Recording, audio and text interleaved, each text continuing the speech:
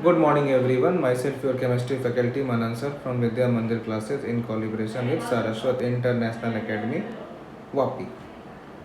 तो आज हम जो जा रहे हैं बात करने वो आपका रहेगा हीट ऑफ हाइड्रोजिनेशन। नेक्स्ट हम जा रहे हैं बात करने वो आपका रहेगा हीट ऑफ हाइड्रोजिनेशन। अगर हम बात करते हैं हीट ऑफ हाइड्रोजिनेशन, जिसको हम शॉर्ट में बोलेंगे HOH। अब एक्चुअली ये क्या होता है, देखो, जब आप कोई भी अनसैचुरेटेड कंपाउंड ले लो जिसमें डबल बॉन्ड हो, उसमें जब आप H ऐड करते हो, ऐड करने के बाद वो डबल बॉन्ड कन्वर्ट हो जाएगा सिंगल बॉन्ड में, तो जो अमाउंट ऑफ एनर्जी रिलीज होगा for the conversion of double bond to single bond with the help of addition of hydrogen, उसी को हम क्या बोलते हैं, हीट ऑफ हाइड्रोजिनेशन। और हीट रिलीज हुआ ना, तो इसको हम क्या बोलते हैं, एक्सोथर्मिक। तो पहला क्या हुआ कि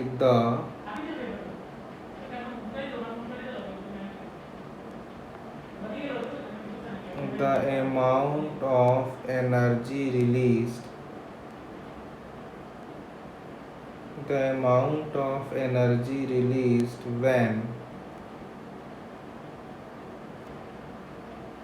when the hydrogen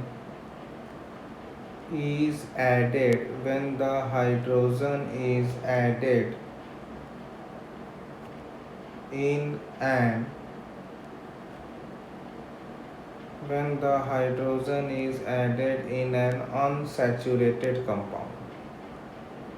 When an hydrogen is added in an unsaturated compound is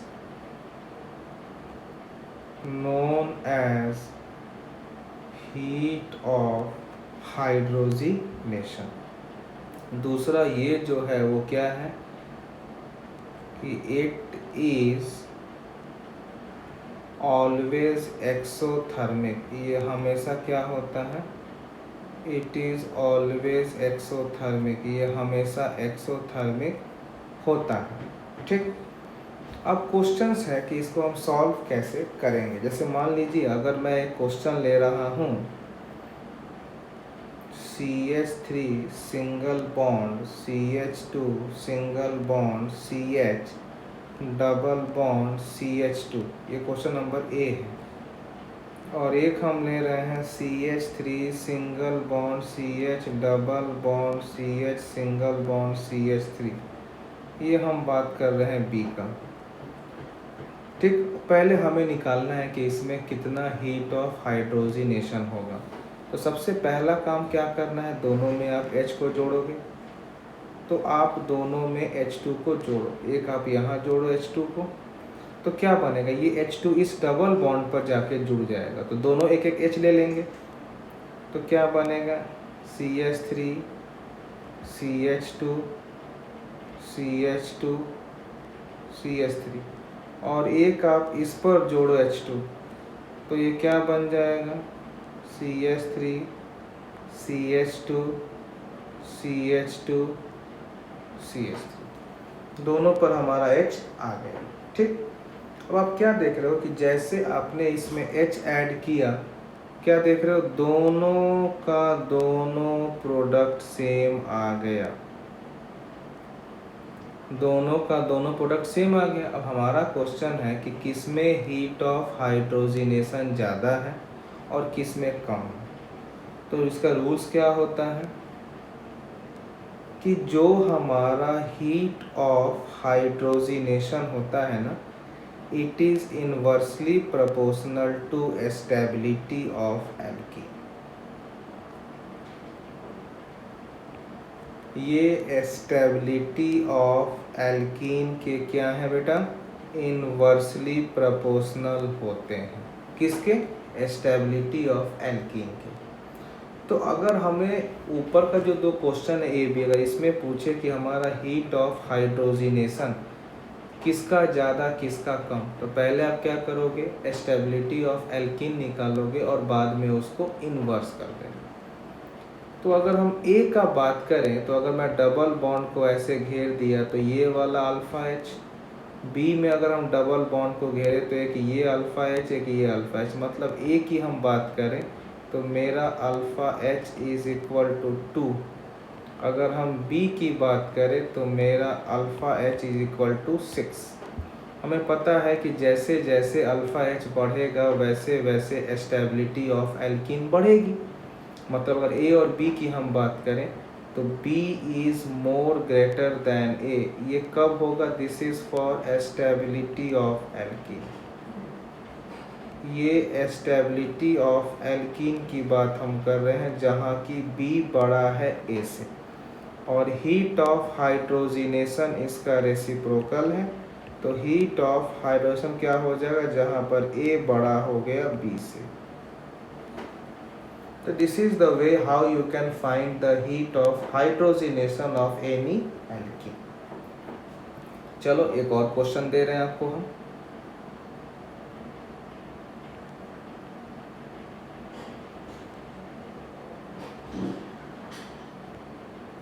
अगर एक क्वेश्चन ये ए दिया गया, ये बी दिया गया, हम आपसे बता रहे हैं कि इन दोनों में सबसे ज़्यादा हीट ऑफ हाइड्रोजनेशन किसका है, तो पहले आप क्या, सबसे पहले आप एस्टेबिलिटी ऑफ एल्कीन निकालिए। तो अगर हम एस्टेबिलिटी ऑफ एल्कीन की बात करें तो यहाँ पर ये एल्कीन को घेरो और यहाँ ये एल्कीन, बाजू वाले, खाली बाजू वाले कार्बन ही अल्फ़ा एच होते हैं, बाजू वाले कार्बन को ही, उसके बाजू को बीटा बोलते हैं।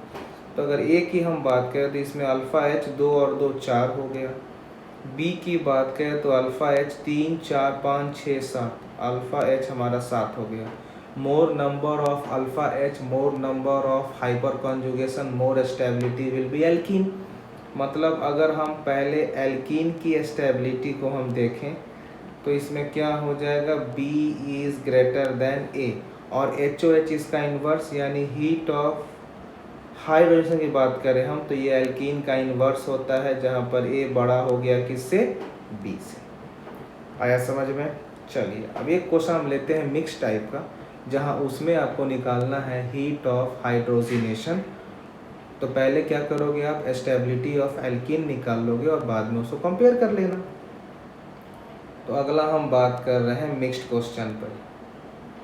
Next I am going to focus on mixed question. Mixed question हम कैसे इस पर बनाएंगे? ऐसे मान लीजिए एक क्वेश्चन हमें ये दे दिया, CH3 CH2 CH double bond CH2 A। एक ये दे दिया हमारा CH3 CH double bond CH single bond CH3B हो गया। CH3 CH double bond CH single bond CH3C हो गया। CH2 double bond CH single bond CH double bond CH2, ये D हो गया। B वाला आपका सिस फॉर्म है और C वाला आपका ट्रांसफॉर्म है। हम बोल रहे हैं कि आपको इसमें निकालना है what is the heat of hydrogenation. तो सबसे पहले आप चेक कर लो स्टेबिलिटी। अगर ये एल्कीन को देखें तो ये वाला अल्फ़ा एच और इसमें अल्फ़ा एच हमारा हो गया 2। अगर इस एल्कीन का देखें तो ये दोनों अल्फ़ा कार्बन, इनमें अल्फ़ा एच हमारा हो गया 6। ये वाला एल्कीन, इसमें 2 अल्फ़ा कार्बन, इसमें हमारा अल्फ़ा एच बराबर 6। ये वाला एल्कीन और ये वाला एल्कीन, यानी इसमें जो हमारा अल्फ़ा एच है बराबर 0। तो अगर हम एस्टेबिलिटी ऑफ एल्कीन की बात करें, अगर हम एस्टेबिलिटी ऑफ एल्कीन की बात करें तो अगर हम देखते हैं कि ऑप्शन सी और बी में दोनों अल्फ़ा एच बराबर है, लेकिन सी वाला ट्रांस है। ट्रांस का मतलब इसका हो जाएगा जहां डाइपोल मोमेंट 0 है, और बी वाला सिस है जहां dipole moment is not equal to 0। यानी सी वाला तो हो गया पोलर, नॉन पोलर, और बी वाला हो गया पोलैरिटी। तो आपको पता है कि neutral is more stable as compare to charge. तो स्टेबिलिटी ऑफ एल्कीन की हम बात करें तो पहला C, फिर B, फिर A में 2 है और D में 0। तो HOH बेटा क्या हो जाएगा? इसका इन्वर्स, पहला D, फिर A, फिर B, फिर C। इस तरह से आप HOH मिक्स्ड क्वेश्चन जो एग्ज़ाम में आता है आप इसको ऐसे सॉल्व कर सकते हैं। आया समझ में? चलिए, कभी कभी ये भी आता है क्वेश्चन, कभी कभी ये भी क्वेश्चन आता है, कंपेयर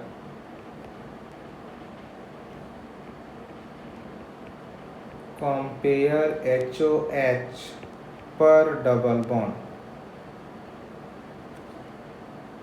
कभी कभी ये भी क्वेश्चन आता है कंपेयर HOH पर डबल बॉन्ड, माने आपको पर डबल बॉन्ड का HOH कंपेयर करना है, ठीक है।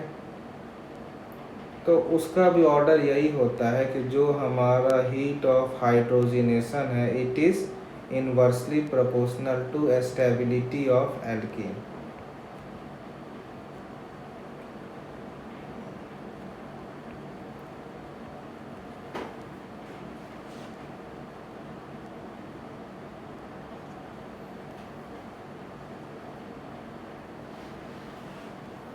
अब अगर हम बात करें कि इसमें अगर हम निकालें, ऊपर वाला ही क्वेश्चन को ले लेते हैं, अगर इसमें हम निकालें हीट ऑफ हाइड्रोजिनेशन पर डबल बॉन्ड, क्या हमने बात किया पर डबल बॉन्ड कितना होगा, तो आप क्या देख रहे हो कि सब में तो एक डबल बॉन्ड है और आपका डी में 2 डबल बॉन्ड है, तो डेफिनेटली आप देखो, आप देख रहे हो कि सब में एक एक डबल बॉन्ड है और डी में 2 डबल बॉन्ड है, लेकिन हमें निकालना है पर एक डबल बॉन्ड सबसे ज़्यादा किस में होगा, वो हमें वो बात करना है।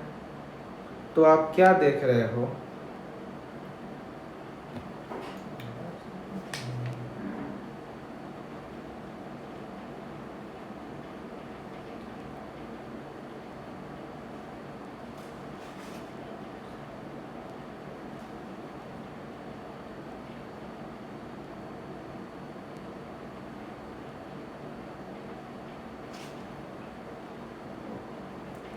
तो इसमें आप क्या देख रहे हो कि सबसे ज़्यादा HOH पर 1 में हो, ए में होगा।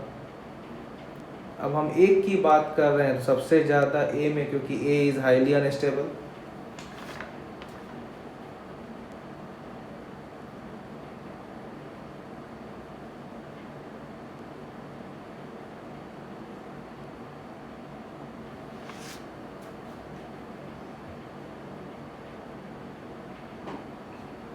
फिर किसकी हम बात करेंगे,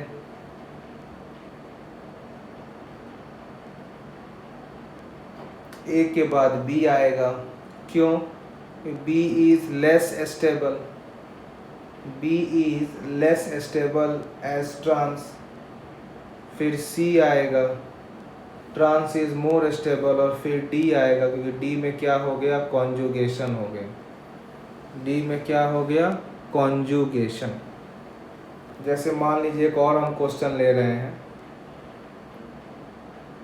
अगर एक क्वेश्चन हम ये ले लेते हैं, देखना गौर से, अगर ये ए है, ये वाला बी है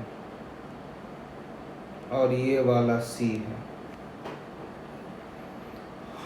हमने सब में जोड़ दिया H2, इसमें भी हमने जोड़ दिया H2, इसमें भी हमने जोड़ दिया H2 और इसमें भी हमने जोड़ दिया H2। H2 जोड़ने के बाद क्या बना प्रोडक्ट, इसमें साइक्लोहेक्सेन,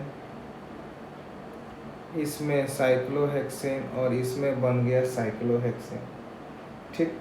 जब पहला में जोड़े तो इसका डेल एच समथिंग एक्सपेरिमेंट से आया था -120 किलो जूल पर मोल।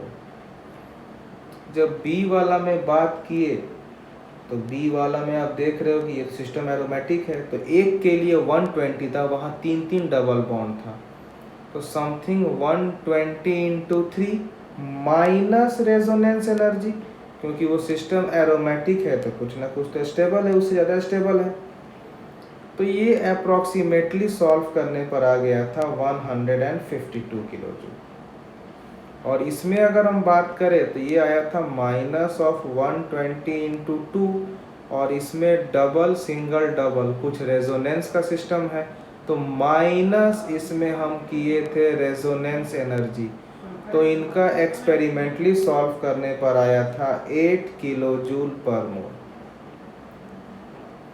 ठीक है, तो अब अगर हम बात करें कि what is it's heat of hydrogenation, तो अब क्या देखना पड़ेगा कि किसका हीट ऑफ हाइड्रोजिनेशन ज़्यादा है, किनका ज़्यादा है आप बताइए। तो वो तो उन्हीं का ज़्यादा होगा ना, वो तो उन्हीं का ज़्यादा होगा जिनका एल्कीन कितना कम स्टेबल है, जिनका एल्कीन जितना कम स्टेबल है। तो C फिर B फिर A, C फिर B फिर A।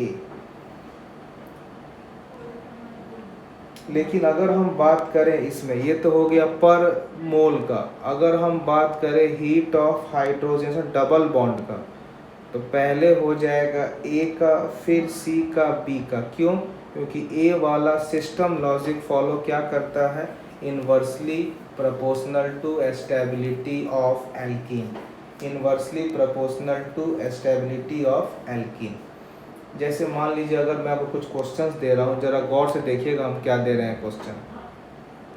अगर एक क्वेश्चन मैंने अगर ये दे दिया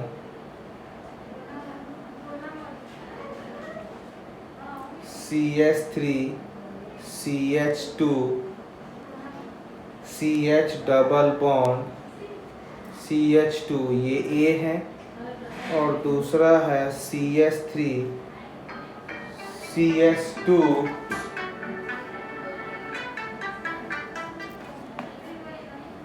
CH3 CH2 C triple bond CH, और ये मेरा B है। तो हम इसमें से बोल रहे हैं कि आपका सबसे ज़्यादा कहाँ पर आपका हीट ऑफ हाइड्रोजिनेशन होगा। तो रूल्स क्या होता है कि मोर number of pi bond, more number of pi bond, more heat of hydrogenation. अब अगर हम यहाँ देखें तो यहाँ हमारा 1 पाई बॉन्ड है और यहाँ हमारा 2 पाई बॉन्ड है। तो मोर number of pi bond more heat of hydrogenation, तो क्या हो जाएगा, B is greater then A, यही हो जाएगा हमारा हीट ऑफ हाइड्रोजिनेशन। आया समझ में? चलो अगर मैं अगला क्वेश्चन की बात करूं,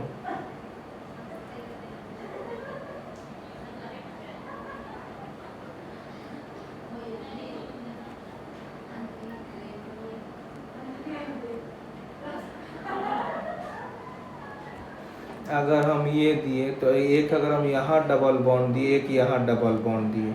अब हम बोलते हैं कि आपको पहले इसका स्टेबिलिटी भी निकालना है और साथ में आपका इसका हीट ऑफ हाइड्रोजिनेशन भी निकालना है। तो जहाँ कोना देखो, ऐसे मान लो अगर इस एल्कीन की बात करें तो एक H यहाँ आएगा, एक H यहाँ आएगा, तो ये वाला हमारा हो गया ट्रांस। और अगर इसकी हम बात करें तो एक H यहाँ आएगा और एक H यहाँ आएगा, ये वाला हमारा हो गया 6। तो आपको तो पता है कि अगर ये वाला कंपाउंड A है और ये वाला कंपाउंड B है, ठीक, तो आपको क्या लग रहा है पता कि A वाला ट्रांस है, B वाला सिस है, A वाला ट्रांस है और B वाला सिस है।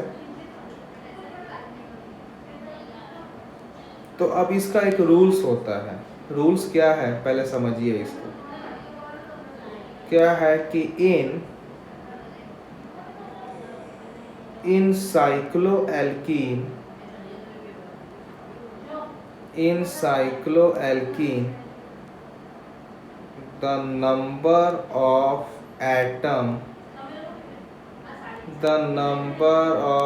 atom in ring, number of atom in ring, अगर ये 8 से बड़ा या बराबर नंबर ऑफ एटम्स और ये 11 से छोटा या बराबर, मतलब 8 से 11 तक के बीच में हो, तो याद रखिएगा कि इस केस में cis is more stable than trans. अगर 8 से 11 के बीच में रहा तो cis is more stable than trans. लेकिन if number of atoms is greater than 11, अगर 11 से बड़ा हो गया तो स्टेबिलिटी ऑर्डर क्या होगा? Trans will be greater than cis. Trans बड़ा हो गया सिस। तो आप पहले काउंट करो इसमें कितने कार्बन है। 1 2 3 4 5 6 7 8 9 10 11 12, मतलब लास्ट वाला केस फॉलो कर रहा है। कितने कार्बन है? 12 कार्बन है। लास्ट वाला केस फॉलो कर रहा है कि अगर आपका नंबर, लेकिन ये वाला भूल के भी ऊपर वाले में मत लगा लेना, क्योंकि वो साइक्लो एल्कीन की हम बात किए हैं, ठीक है। तो साइक्लो एल्कीन की अगर हम बात कर रहे हैं तो सिस का ज़्यादा ट्रांसफ़र होगा।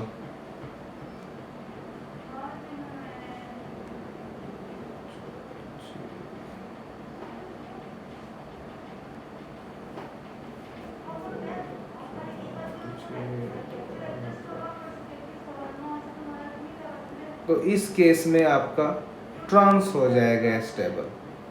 क्या हो जाएगा? स्टेबिलिटी हो जाएगा हमारा ट्रांस का। तो स्टेबिलिटी हो जाएगा A will be greater than B.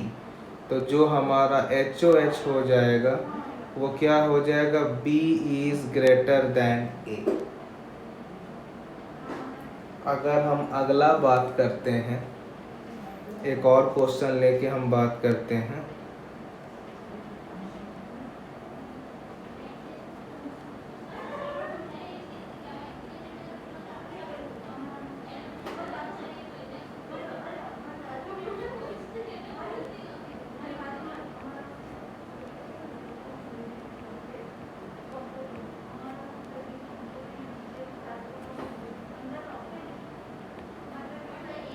एक डबल बॉन्ड अगर यहाँ कर दिए, एक डबल बॉन्ड यहाँ कर दिए, तो ये तो हमारा ट्रांस हो गया, ये हमारा सिस हो गया।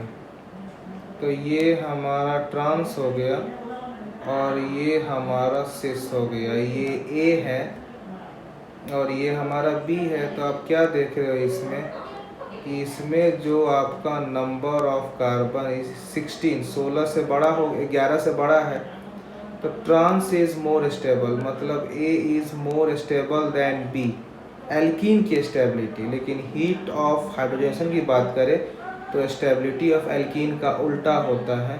तो B is greater than A, B is greater than ए।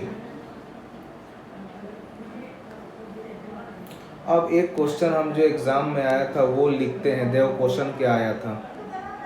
जैसे मान लो कि पहला क्वेश्चन ये दिया हुआ है CH3 CH2 CH double bond CH2।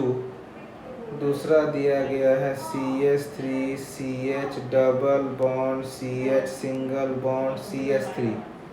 ये अगर हमने सिस फॉर्म लिया, अगर हमें अगला फॉर्म ये दिया गया है CH3 CHC CH3 double bond CH3, और फोर्थ दिया गया है CH3 CH double bond CH single bond CH3, ये हमें ट्रांस दिया गया है। ये वाला अगर एक कंपाउंड है, ये B है, ये C है और ये D है, हम आपसे बोले which one is more stable, तो आप क्या देख रहे हो कि पहले सब में तो आप अल्फा H निकाल लो। इसमें अल्फा H बराबर 2, इसमें अल्फा H बराबर 6, इसमें अल्फा H बराबर 6, इसमें अल्फा H बराबर 6। लेकिन सबसे ज़्यादा C में, क्योंकि सारा alpha H from one direction, सबसे ज़्यादा स्टेबल किसका होगा? C में होगा। C के बाद किस में होगा? जो ट्रांस वाला D, फिर सिस वाला B, फिर लास्ट में A। तो ये स्टेबिलिटी हो गया। हमें निकालना है हीट ऑफ हाइड्रोजिनेशन। इसका उल्टा ए बी डी सी, क्या होगा ए बी डी सी। तो this is all about heat of hydrogenation. ये जो भी कॉन्सेप्ट था ये सारे के सारे हैं रिगार्डिंग हीट ऑफ हाइड्रोजिनेशन। अगला अगर हम बात करते हैं हीट ऑफ कंबसन के बारे में, नेक्स्ट हम बात करते हैं हीट ऑफ कंबसन। नेक्स्ट अगर हम बात करेंगे heat of combustion, heat of combustion के बारे में अगर हम बात करते हैं तो ये क्या होता है, ये वैसा हीट है जो 1 मोल ऑफ सब्सटेंस के पूरे जलने में जितना ऑक्सीजन लगे उसे हम बोलते हैं heat of combustion.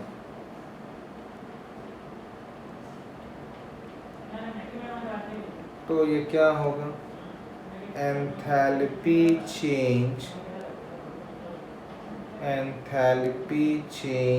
During the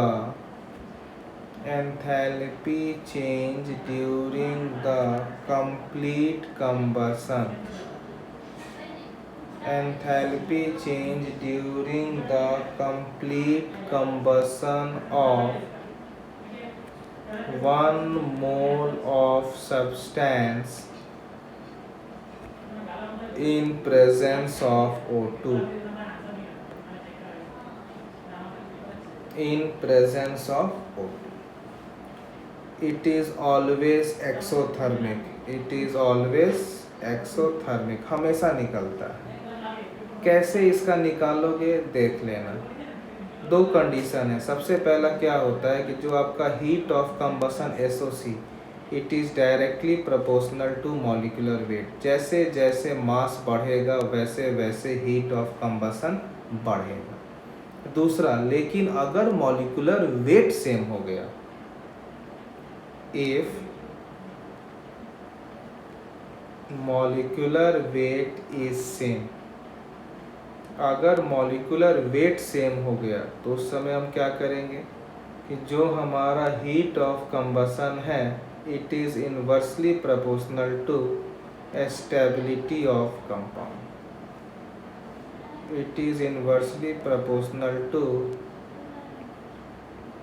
stability of compound. जैसे अगर एक हम क्वेश्चन ले रहे हैं, CH3 CH2 CH double bond CH2, CH3 CH double bond CH single bond CH3 cis bond, CH3 CH CH3 double bond CH2,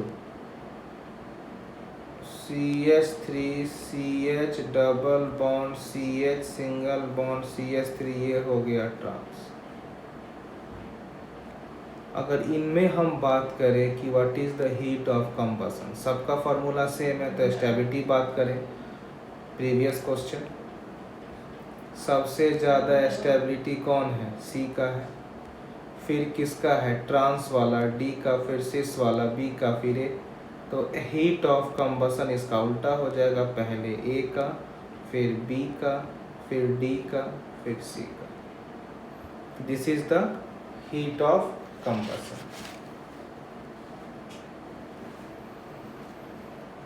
next इसमें आपका एक और आता है कॉन्सेप्ट जिसको हम बोलते हैं डांसिंग रेजोनेंस। नेक्स्ट जो मेरा कॉन्सेप्ट आता है उसको हम बोलते हैं डांसिंग रेजोनेंस। थोड़ा इसको गौर से समझना हम क्या बोल रहे हैं।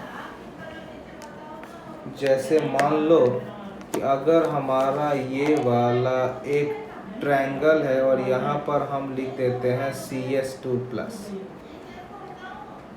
अब देखो अगर हम CH2+ की बात करते हैं तो देखो हो सके मैं CH2+ की बात किया तो हो सके कि आप इस प्लस को ऐसे ऐसे करके आप इस प्लस को ऐसे ऐसे करके आप इसको 4 मेंबर रिंग भी प्लस बना सकते हो, या हो सके आप ये वाला बॉन्ड तोड़ के आप इसको ऐसे भी कर सकते हो। अब हमें ये देखना है कि इसमें कौन सा फॉर्म एग्जिस्ट करेगा, क्योंकि एक का 3 फॉर्म है। तो आप क्या देख रहे हो कि जो सबसे पहला वाला है ये होता है 48% एग्जिस्टेंस, जो दूसरा वाला है ये आपका है 47% एग्जिस्टेंस, और जो तीसरा वाला होता है ये होता है 5% एग्जिस्टेंस।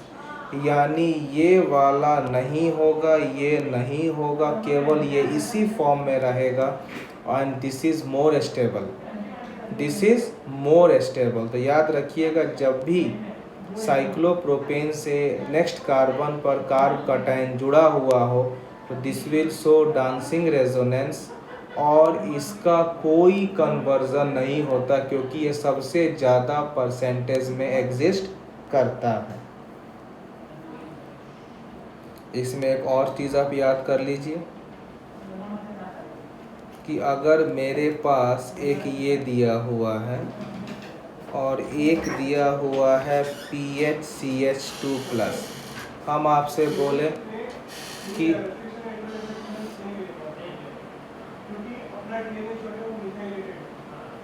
तो हमें अगर ये पूछना है कि इन दोनों में which one is more stable, तो याद रखिएगा dancing resonance is more stable as compare to benzylic carbocation. ठीक, एक और क्वेश्चन है, याद रखिएगा, अगर ये CH+ है, सिंगल बॉन्ड अगर ये दिए, और अगर हम एक ये दे दिए PH+PH, हम ये पूछूं कि इन दोनों में which one is more stable and why, तो याद रखिएगा ये वाला ज़्यादा स्टेबल है as compare to diphenyl carbocation. अगर हम इसमें से एक और केस ले लें, अगर मान लो मैं अगर ऐसे दे दिया, अगर मैं ऐसे दे दिया और एक अगर मैं ये दे दिया, तो हम बोलेंगे इन दोनों में सबसे ज़्यादा स्टेबल कौन है, तो ये ट्राई साइक्लोप्रोपेन कार्ब कटायन ज़्यादा स्टेबल है।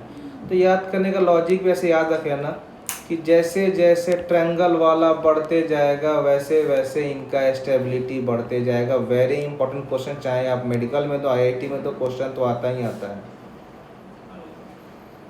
ठीक है, इसके बाद जो हम नेक्स्ट लेक्चर में कंटिन्यू करेंगे वो आपका रहेगा regarding acidic and basic character, कि आपको 3-4 कंपाउंड दिया रहेगा, आपको पता करना है कौन एसिड